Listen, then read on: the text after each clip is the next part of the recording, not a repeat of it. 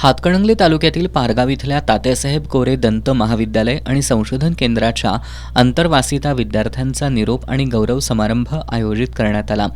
यावेळी बोलताना मुंबईतील डॉक्टर डी.वाय. पाटील वैद्यकीय विद्यापीठाच्या डॉक्टर वर्षा राठोड यांनी वैद्यकीय पदवी ही केवळ कागदी प्रत नसून माणसातील दैवत्व प्राप्त करून देणारी पदवी असल्याचं सांगितलं।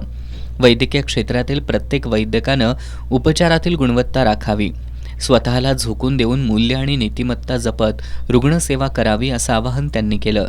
दंत महाविद्यालयाच्या व्यवस्थापकीय प्रतिनिधी डॉक्टर शिल्पाताई कोठावळे यांनी यावेळी बोलताना तणाव नियंत्रणासाठी प्रयत्न करून आदर्श जीवन पद्धती आचरणात आणण्याचा सल्ला दिला। यावेळी उपस्थित मान्यवरांच्या हस्ते अंतर्वासिता डॉक्टरांचा प्रमाणपत्र देऊन गौरव करण्यात आला। आदर्श अंतर्वासिता पुरस्कार डॉक्टर सई पाटोळे यांना देण्यात आला।